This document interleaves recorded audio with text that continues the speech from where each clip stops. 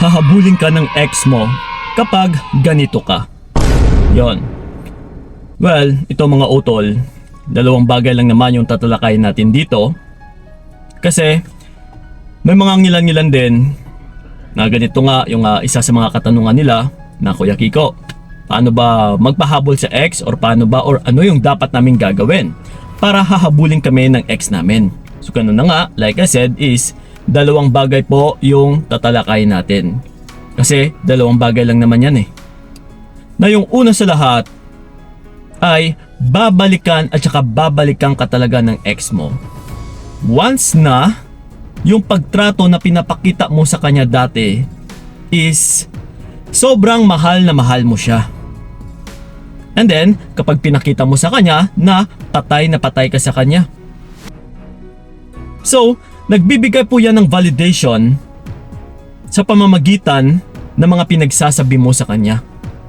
Na halimbawa na lang, bago or sa oras ng inyong paghihiwalayan is kung ano-ano pa yung mga sinasabi mo sa kanya ay doon po nagmamatter ang lahat-lahat. Kaya kung bakit ka hinahabol-habol ng ex mo.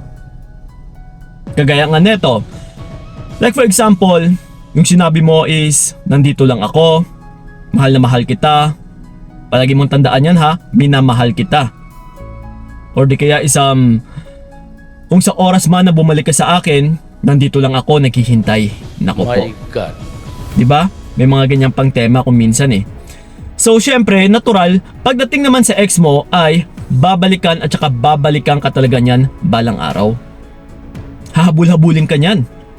Pero, dapat mo pa rin mag-ingat or dapat ka pa rin mag-ingat kasi depende po yan sa panumbalik ng ex mo sa kung ano yung motibo na babalikan niya sa'yo kaya siya bumalik.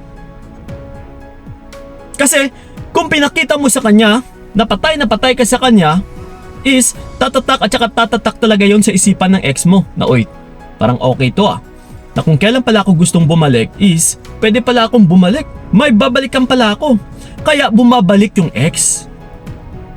So yun po yung isang aspeto utol, talagang babalik-balikan ka ng ex mo dahil sa motibo niya na pwede ka pang gamitin.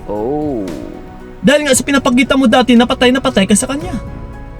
Ibig sabihin utol is papakinabangan ka niya na uy okay to, pwede ko siyang papakinabangan, which is tinitake advantage niya. Okay? And then yung pangalawa po is talagang babalikan ka ng ex mo kung nagawa mo sa tama yung mga no contact rule or umatras ka or tinanggal mo yung presensya mo sa kanya. Once na malaman niya yung halaga mo. Kapag nakita niya kasi na ganito ka pala ka-importante sa kanya, yung tipong namimiss ka niya, yung tipong hinahanap-hanap niya yung pagmamahal mo, yung tipong hinahanap-hanap ka talaga ng puso niya. So yun po yung isang dahilan kaya bumabalik yung mga ex. Pero again mga utol, palagi nyo pong tandaan sa kung ano man yung sanhi ng paghihiwalayan ninyo. Kasi dyan din po nagmamatter yung lahat-lahat. Na kung ano po yung sanhi ng mga pinag-aawayan ninyo is yan at yan pa rin yung pag-aawayan ninyo balang araw. Dahil you are still dealing with the same person pa rin. Siya pa rin yan utol. Okay, so yun po ang palagi ninyong tatandaan. Sa pagpanumbalik ng mga ex ninyo is wala pong problema dyan. Pwede kayong magkabalikan talaga.